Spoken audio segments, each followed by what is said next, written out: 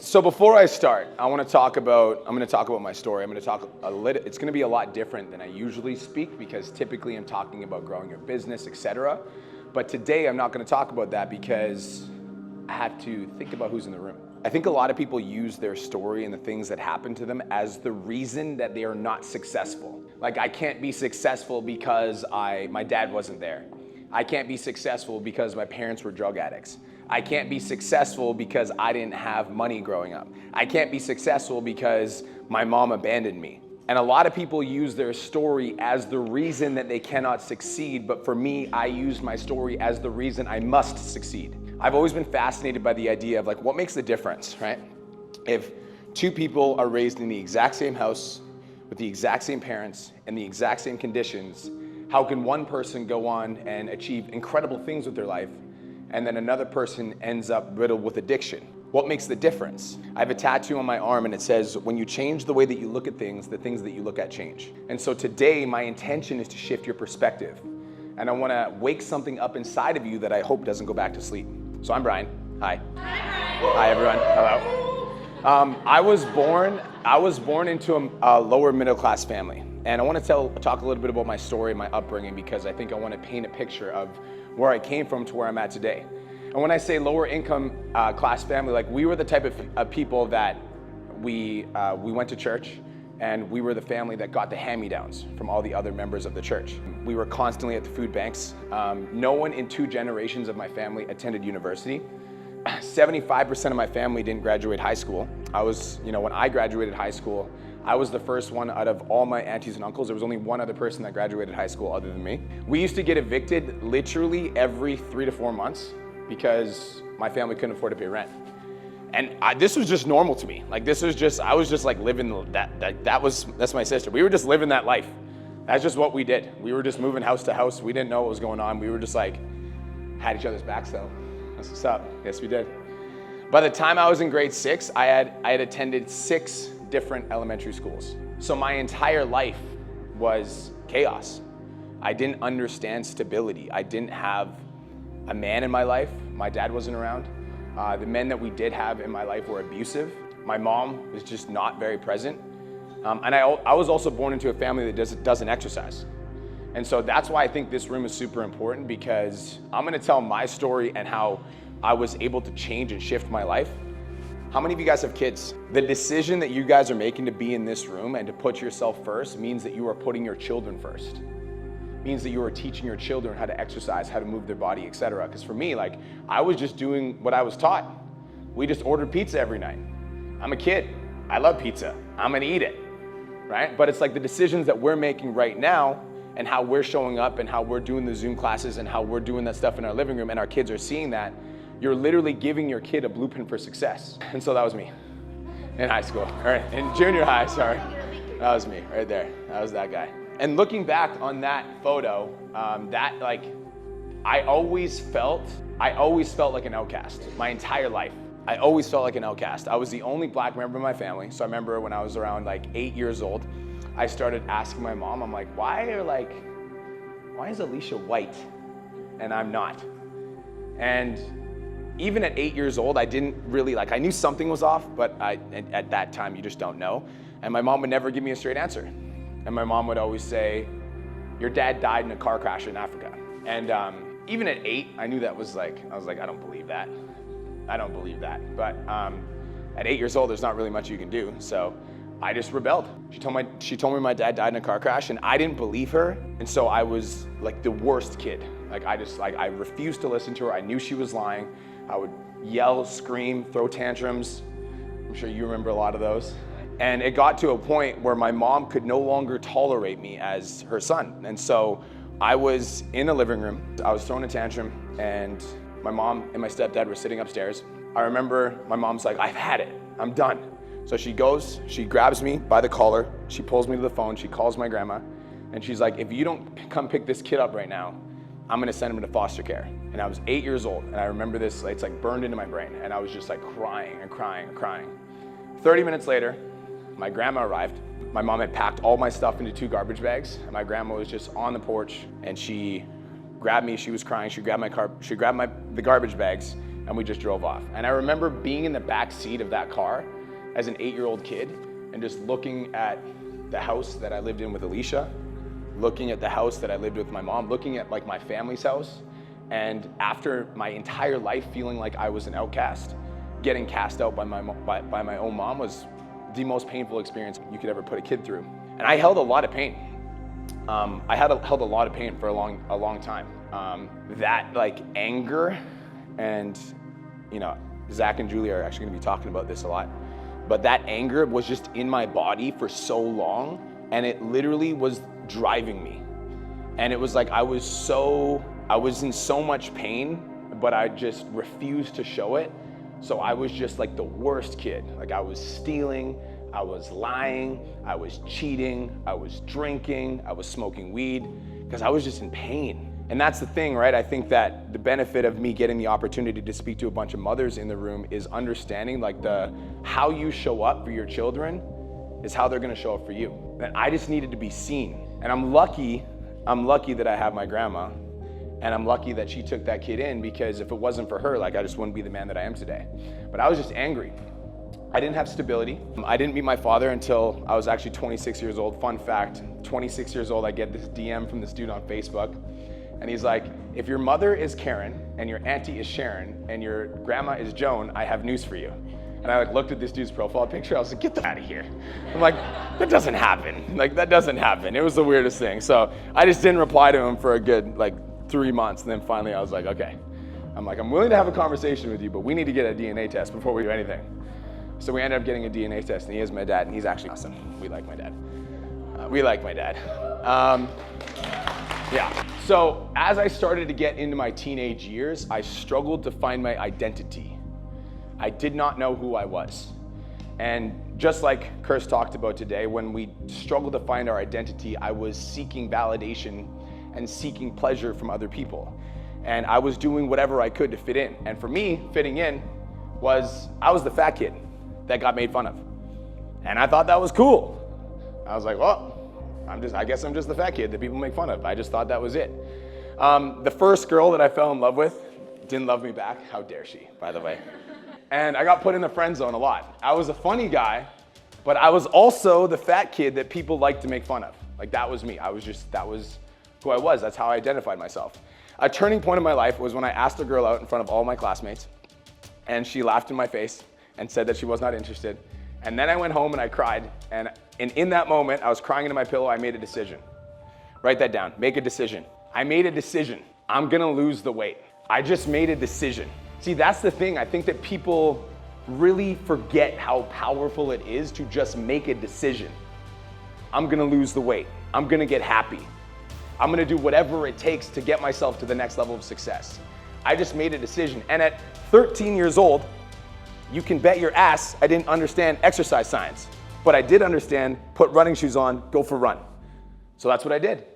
I didn't know how I was gonna do it, but I made a decision, and a decision means to cut off all other options. I ain't gonna get laughed at when I ask girls out anymore, all right? Like that was a decision too. I'm like, you're gonna regret this, Angie. I went to Walmart and I bought a stopwatch. I bought running shoes.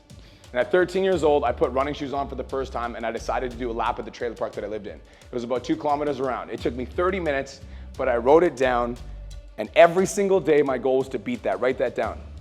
Best yourself. I was talking to Casey about this at lunch. You need to be always trying to best yourself, always trying to expand. I do not believe that in life you can ever stay still, because I believe that the universe is in a constant state of expansion. I also believe that time is always moving forward. And so if we are not moving forward with time, we might feel like we're just stagnating, but in reality, time is passing us and we're just getting further and further left behind. And so for me, I believe in expansion. And so anything that I do, I try to best myself. I try to be the very best version of myself. And as soon as I reach the top of the mountain, I find another mountain to climb, because that's what I believe life is about. I want my life on this planet to mean something. I want to be remembered. I want to be significant. And I'm the guy that was getting laughed at in junior high school. So 2 things. Number 1 is I think that if you're in this room right now, you get like, what's his name? Colonel Sanders started KFC at 68 years old. You guys know that? 68 years old.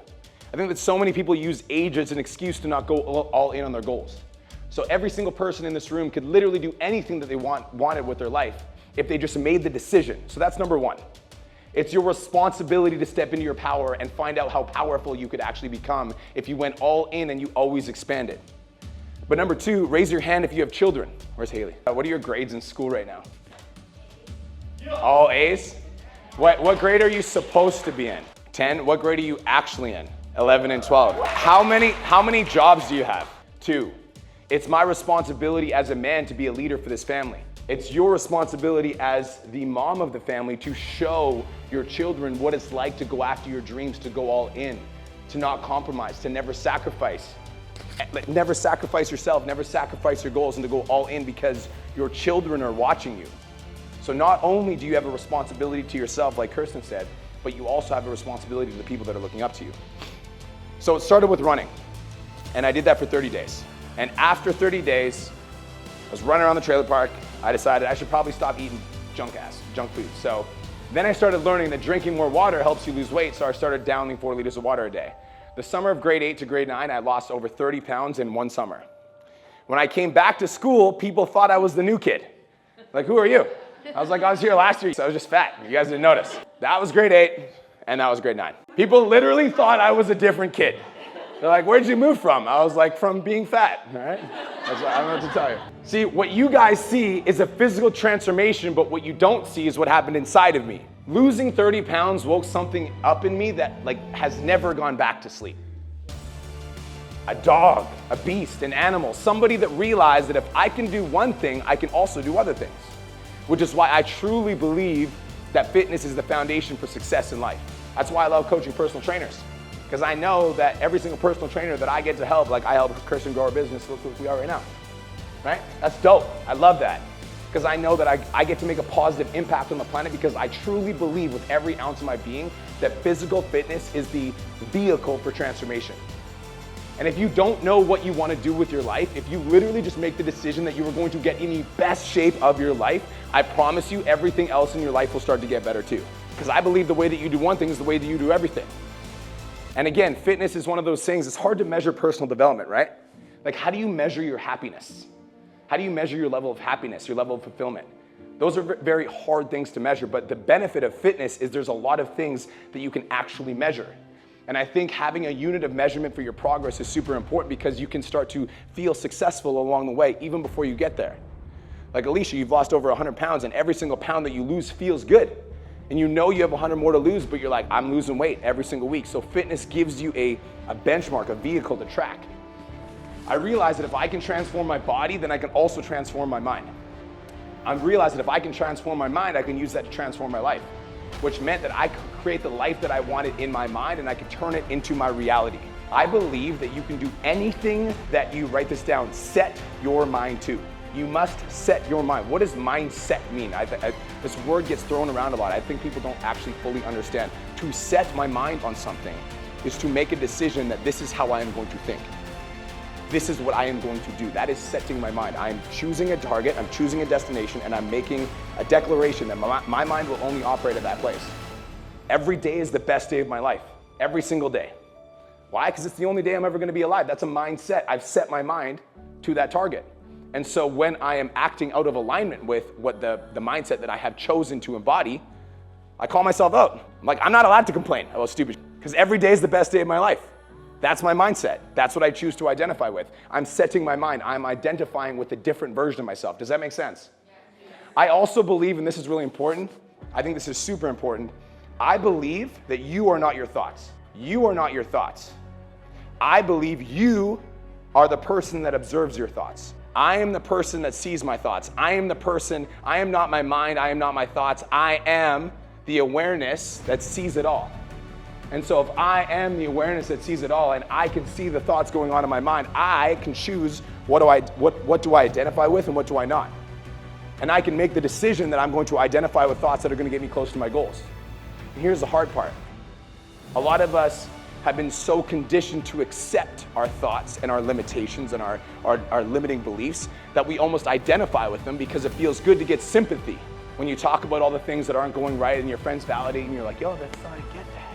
It sucks. And this is the thing about the world, which is crazy, which is why I literally only have like 5 friends, is because the world wants you to talk about your negativity.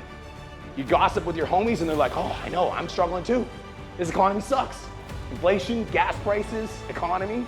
But I don't play that game. I don't associate with those games. I don't play that. I'm living in my own rules. I have my own reality and I make my own rules. And you can also make that decision. Write that down. Make a decision. You must make a decision.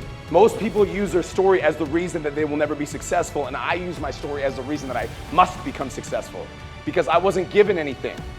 I wasn't given money, I wasn't given opportunity, I wasn't given a car or a vehicle or a house or a loan. I earned it. Here are the 5 beliefs and decisions that changed my life forever, that took me from that little fat boy to that relatively good looking dude. All right? 5 decisions, 5 beliefs that changed my life forever.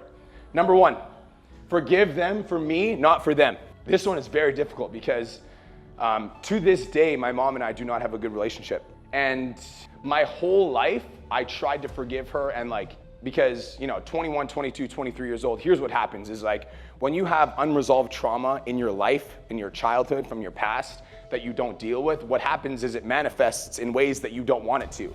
And so I'd be in relationships with people that I loved, women that I loved, and I would literally sabotage the shit out of it because I had such a negative relationship with my first ever woman that I had in my life that it was literally impossible for me to love a woman unconditionally. Because as soon as it would get good, this trigger would just freak out inside me. I'm like, nope, it has to be chaos because my relationship with my first ever woman was chaos. So for me, I must forgive, not for them, for me. And the reason I say not for them, for me, is because I tried to forgive my mom for her at some point.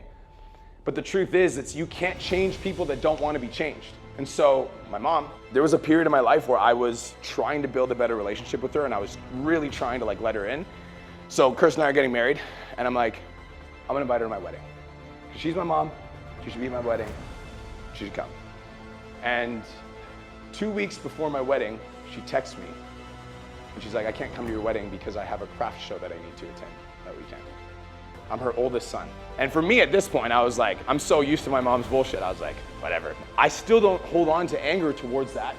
I hate my mom so much because that is an energy that lives inside of me. And so if you've had something negative in your life that's holding you back, that's an experience that's really crippled you or brought you down, and there's somebody in your life that really wronged you, you need to forgive them for you, not for them. Because anger is a poison that you hold in your body that you're hoping infects the other person. So I forgave her, not for her, but for me. And that allowed me to move past it. And I think that this is super important because this relationship that I had with my mom, not getting kicked out when I was 8 from my mom's house, getting sent to foster care, it made me feel unworthy. It made me feel like I didn't deserve love. It made me think that I wasn't worthy of love, that I didn't deserve success. And again, it was the unresolved trauma that I had with my mom. And once I realized, I'm like, it's not my mom, I don't think my mom came out wanting to be a bad person. It's not like when I was born, she's like, I'm gonna treat this baby right? We do the best we can with the information that we have at the time. And as soon as I realized that and I recognized that my mom has her own story, her own trauma that she has to deal with, that has nothing to do with me, it allowed me to move past it and stop blaming myself. Because for so long I just blamed myself. I'm like, there must be something wrong with me. And that's why she left me. And that's why she kicked me out. And as soon as I released that energy, I was like, I'm no longer willing to hold on to this because it does not serve me. It does not serve my life mission, my purpose. I felt 1,000 pounds lighter. And what happens when you feel lighter, you can move forward faster. It's like you're trying to sprint full speed toward your goals and dreams and you just want to be successful. You got a ball and chain hanging onto your ankle. And the ball and chain is all the trauma you haven't dealt with. All that's holding you back. As soon as I let go of the trauma that was holding me back, it was a lot easier for me to run at full speed. And so a decision that changed my life was to forgive them for me, not for them. Does that make sense? Yes. Number 2, my past does not equal my future. If my past equaled my future, then I would be overweight. I would be living probably still in the trailer park, working minimum wage jobs because my family didn't graduate university and I must not be able to be successful. And not to mention, if my past were to equal my future, then when I was an addict and I was at rock bottom and I was making all those horrible decisions, then I don't deserve success, right? Because I'm an addict. So many, like this is such a simple concept for people to once we see it, but so many of us hold on to our past and we're like, I can't be successful because I'm this. I can't be successful because this happened to me. I can't be successful because I came from a background where I didn't have money, or nobody believes in me. Nobody has believed in me up to this point, and so it's really hard for me to be successful because of all this stuff in the past. Your past does not equal your future. And as soon as I actually understood that concept, it allowed me to start going full speed after the things that I want. And like, I view my past as something that has shaped and molded me into the person that I am today. And I'm super grateful for everything that's happened to me, but I'm aiming forward. Like, I know exactly where I want to go. I've made the decision on what kind of life I want to live, what kind of man I want to be, what kind of house I want to live in, what kind of car I want to drive, what kind of relationship I want to have, what kind of father I want to be. And then every single day I just head in that direction, and I do not think twice about something I did 3 years ago or 5 years ago. And other people in my life, and this is the thing, people will try to remind you of your past, am I right? So you'll be working on yourself, you'll be pushing yourself, putting in that work, and somebody will be like, why are you eating so healthy, Jenny? You remember when you used to get blackout drunk with me? People do that. And you want to know why they do that? It's because seeing you grow is massively uncomfortable. Because your growth is just a constant reminder to them that they're not going all in on their dreams. But my past does not equal my future. And so if I have people like that in my life, I've released them all. And there's like Cole, Kirsten, there's like 3 people in my life. I only surround myself with people that believe in my vision. That's it. And if anybody in my life reminds me of this, and they bring this up, and they talk about this, and they're trying to remind me of the person that I used to be, they're just not my fucking life. I believe that fitness is the foundation for success in your life, period. This is why I actually I love fitness coaching. I really did. I really did. And I also love helping personal trainers, because I know for a fact that every single personal trainer that I help is literally changing the world. Like you. If you are in this room right now and you are on a fitness journey and you have not fully committed to being the very best version of yourself, I invite you to do so today. There's a level that you're playing at right now, and then there's the 2.0 version of you. And I'm going to invite you to become the 2.0 version of you. I'm going to invite you to push yourself a little bit harder. I'm going to invite yourself to find a measure of progress that you can tangibly measure and move towards it. Maybe it's a number on the scale, maybe it's a distance that you run, maybe it's a time that you run that distance, but find a way to push yourself literally every single day. And do not allow yourself to move backwards. Find a way to always move forwards. And here's the thing, I think this is funny, because I think with fitness, a lot of people struggle to lose the weight and keep it off. How many of you guys have ever felt like that? Struggle to lose the weight and keep it off. Because fitness is not just a body transformation.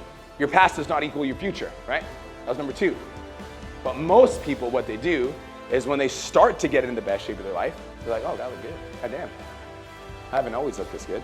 2 months ago, I was 20 pounds overweight. I was like, I don't need to go to the gym today. I'm good. I can have like an extra cupcake. I'm chilling. It's all good. I don't need to go to Zoom class. I'm crushing it. I'm down in weight. You know what's happening?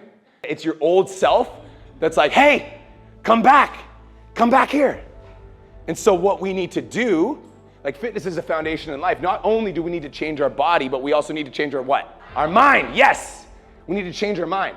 And as your body transforms and as you start to see the changes, you look at yourself and you're like, oh, I'm a bad bitch. I'm gonna keep going. Damn, I look good. Write this down. I wonder how good it could get. I wonder how good I could look. I wonder how amazing I could feel. How good could this get?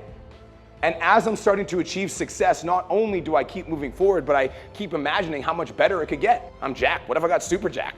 What if I got bigger than The Rock? That'd be, right? So it's like fitness is the foundation for success in life, because fitness gives you an actual tangible thing that you can practice, and then that practice you can use to move other areas of your life forward. I just talked to Susie outside, and she's like, yo, B, guess what? I was like, what? She used to be in the CLA, what's up? Best coaching program ever.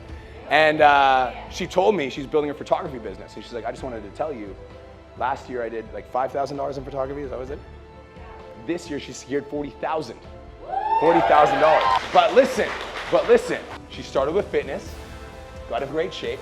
Once she realized she got in great shape, she's like, oh, I'm a bad bitch, what else can I do, right? What else can I do? Once we get in great shape, then we realize we're like, oh, if I can transform my body, I can also transform other areas of my life.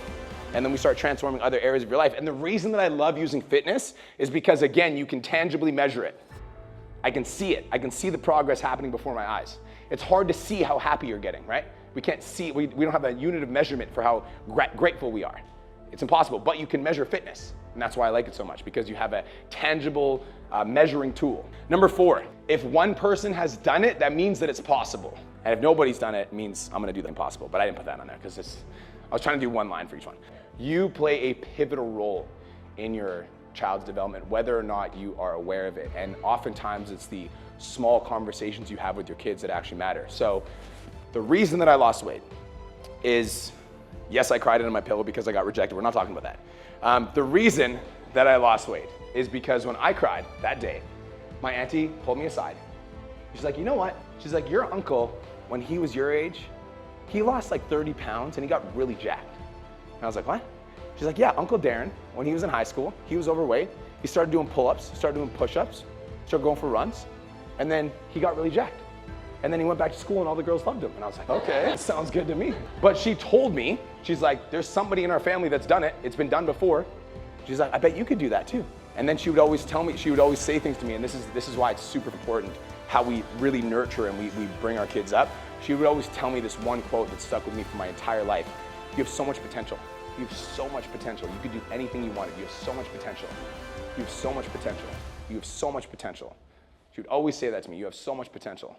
But this one story of the fact that my uncle lost the weight when he was in high school was the single primary motivating factor for me to get jacked. I'm not exaggerating. I used to, as I was on my weight loss journey, I would go into my kitchen and I'd be like, am I more jacked than Uncle Darren was in high school now? And she'd be like, you're getting there. And I'm like, okay, like let me know when I'm more jacked, okay?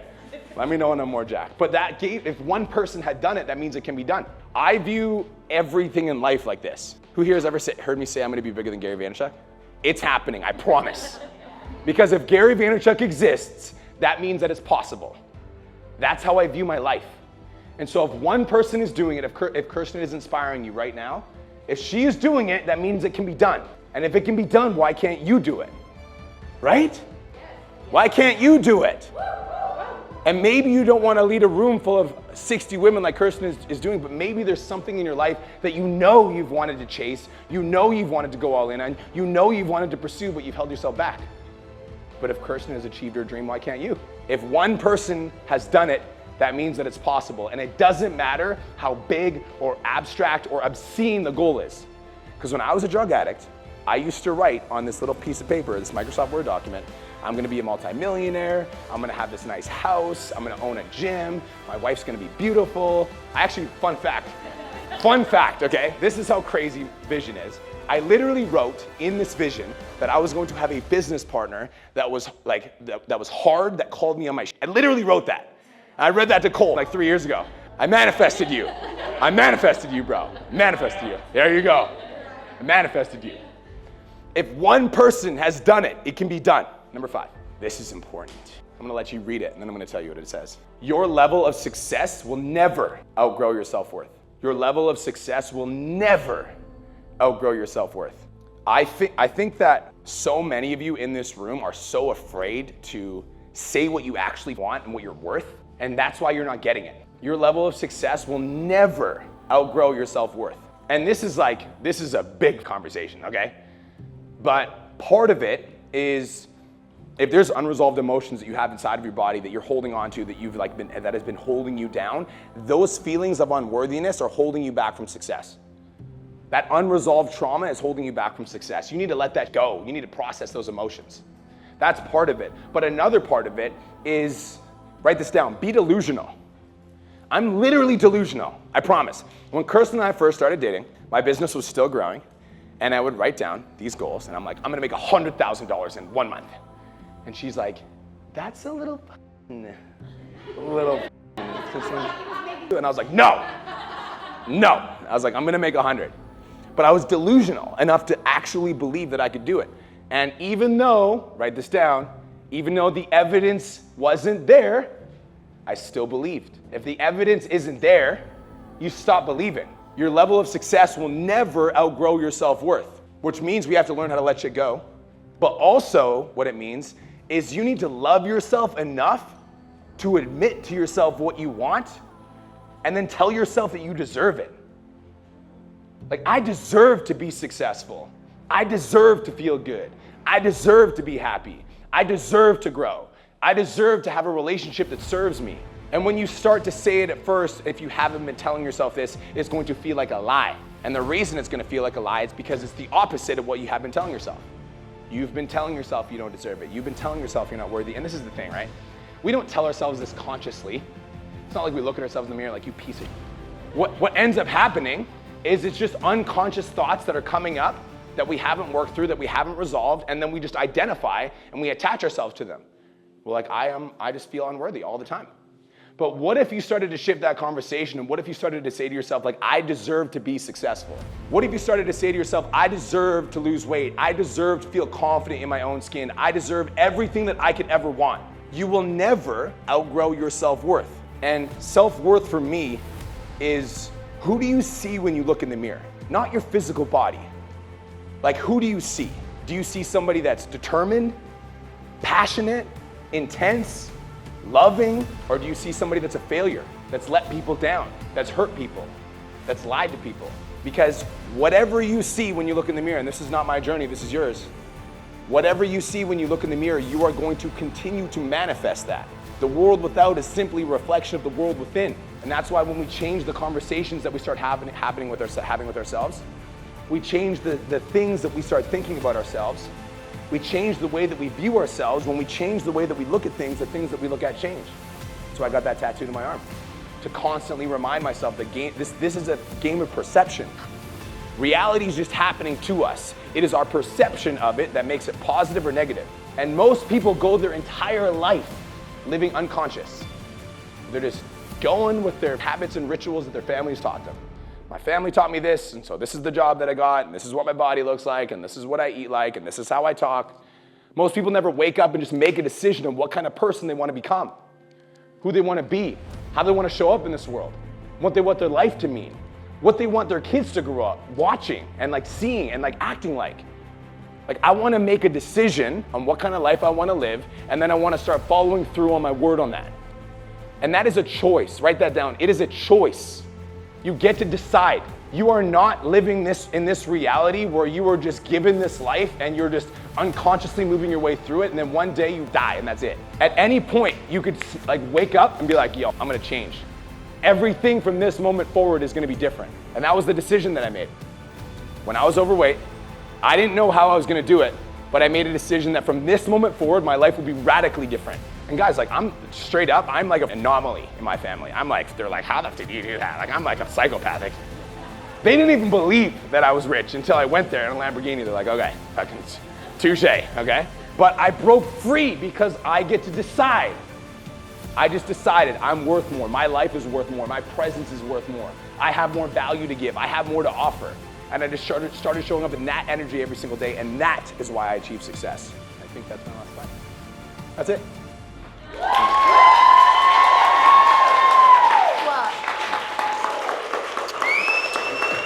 Slayed, eh? So good. So good. So good.